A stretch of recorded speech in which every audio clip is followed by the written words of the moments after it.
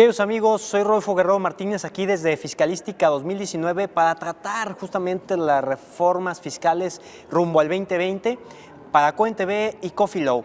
con un gran invitado, en este caso el maestro Óscar Fabián Barajas, que nos va a ilustrar de un tema que seguramente va a armar el debate y el análisis y la reflexión. Maestro, qué gusto que nos dé este Muchas espacio. gracias, mucho gusto saludarte, muy amable. Precisamente, maestro, hablando pues de un tema que es muy relevante, la reforma penal fiscal, hablando justamente de una pregunta que nos surge, nos aqueja, referente al contribuyente. ¿Cómo es visto el contribuyente ante ojos del SAT y que no sea considerado de repente el contribuyente en un delincuente? Fíjate que la visión del Servicio de Administración Tributaria durante varios años ha sugerido, a veces de forma tácita, a veces de forma expresa, que en general los contribuyentes pretenden evadir la obligación fiscal, y cuando ya se habla de hechos de evasión o de hechos de elusión, hechos de defraudación, conductas que pueden tipificarse en delitos, se ha criminalizado la figura del contribuyente. Esto desde luego se agudizó con todo el tráfico que hubo de comprobantes fiscales que amparaban operaciones inexistentes y que pues obviamente, además del hecho de provocar una defraudación al fisco federal de forma directa, pues también se convirtió en una práctica y en una conducta delictiva de alta peligrosidad. Entonces creo que bajo esas premisas resultaba necesaria un contraataque por parte de las autoridades a fin de contrarrestar estas conductas que pues provocaban no solo, repito, un daño económico, sino ya una forma de comportamiento social que resultaba de alta peligrosidad. Sin embargo, se criminaliza, me parece, al derecho fiscal, se criminaliza a los contribuyentes, se criminaliza a los asesores, se hace una generalidad por parte del común denominador de los particulares, y eso, en mi opinión, pues es un extremo que puede traer consecuencias graves, porque en efecto la reforma tal y como quedó provoca que los contribuyentes en algunas conductas puedan llegar a ser considerados como parte de delincuencia organizada. Y hablar ya de delitos de delincuencia organizada, pues surgen determinadas figuras que dan un tratamiento, no como un delincuente normal, no bajo la presunción de inocencia, sino bajo un tratamiento de ejemplaridad y de excepción,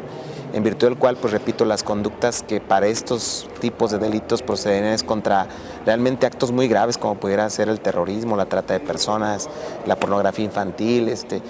que son casos muy graves. El tema me parece que se agudiza y bueno, eso rompe, yo creo, con un principio no solo de equidad en el tratamiento, por un tratamiento que es excesivo, desproporcional, en mi opinión. Desde su punto de vista, ¿qué debería de existir para que el contribuyente pueda defenderse de alguna manera? Vemos que hoy por hoy hay un abuso desmedido de parte de la autoridad. Bueno, en realidad los matices siempre son importantes, ¿no? Los matices, yo creo que inclusive dentro del texto legislativo permiten poder graduar el grado de daño y las conductas. Creo que en esta reforma no se hicieron esos matices oportunos, y por lo tanto la reforma que está pensada para criminales de alto riesgo puede aplicarse a contribuyentes de menor riesgo, aunque la autoridad diga que no. Y desde luego que eso puede provocar conductas arbitrarias, conductas excesivas, que desde luego en su momento el particular tendrá que defenderse, pero no es lo mismo defenderse administrativamente, pelear un crédito fiscal, ofrecer una garantía que de suyo ya es una carga para el particular, que defenderse bajo un procedimiento de excepción penal, donde inclusive puede darse la prisión preventiva oficiosa.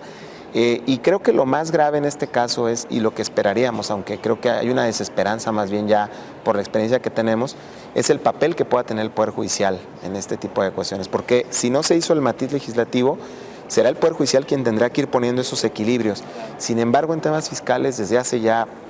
bastantes años, la experiencia judicial ha sido muy tendenciosa hacia favorecer las reformas a favor del Estado,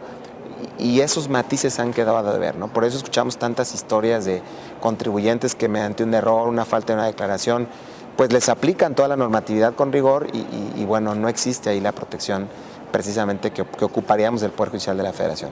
Nos queda claro, doctor, entonces, que debe existir un peso y contrapeso porque si no se habla de un estado de indefensión, ante esta premisa es importante entonces, desde su óptica, desde su experiencia, ¿qué sería bueno que en el 2020 se tratara y se evolucionara, esperando pues una mejor protección para todos los ciudadanos? Sí, en principio yo creo que el contribuyente promedio, el contribuyente no peligroso, el contribuyente no organizado para delinquir, definitivamente necesita evitar cualquier conducta que pueda encuadrar en los supuestos delictivos. Yo creo que esa es una premisa importante, de tal suerte que quien realizaba prácticas que pudieran ser discutibles por buscar un beneficio fiscal, pues debe de ver los costos y beneficios, ¿no? Claro. Yo creo que no podemos, ante una reforma tan grave, no podemos arriesgarnos a continuar realizando conductas. El problema también es hacia el pasado, porque existen varias operaciones que, bueno, ahora se van a perseguir desde otro enfoque, y si bien, bueno, pues estaremos hablando de que no puede retrotraerse la ley, sin embargo, los ojos del SAT, los ojos electrónicos, las revisiones estadísticas que se tienen, pues implican que el contribuyente, además de estar atentos a la defensa, que eso es un principio básico, deben estar atentos a sus controles, a las relaciones con los proveedores, con sus clientes, al registro contable, a la disciplina en las declaraciones, disciplina en el pago. Yo creo que todo ello, pues, de lograr ese efecto de la reforma, me parece que habrá conseguido su finalidad. Sin duda alguna, estimado maestro, es importante exhortar a quienes nos escuchan, que ya sean estudiantes, futuros abogados, abogados como tal, ¿qué deben de leer? Pues deben leer las exposiciones de motivos del legislador, deben de verificar cuáles son las razones por las cuales una ley se ha implementado, más allá inclusive del texto, yo creo que sobre todo las intenciones legislativas, porque de ello puede nutrirse la razón de ser de las leyes, la ratio leyes, y al mismo tiempo estar muy avesados en la jurisprudencia para hacer un análisis de cuál es el criterio que la Corte va a tomar en estos casos. Sin duda alguna, importante la reflexión que nos deja el maestro Óscar Fabián Barajas para analizar y estar muy pendientes a lo que sigue. Maestro, mil gracias por el tiempo otorgado. Igualmente, gracias a todos. Aquí desde Fiscalística 2019, tratando estos temas de importancia en las reformas fiscales 2020 para COEN TV y Coffee Low. Rodolfo Guerrero Martínez.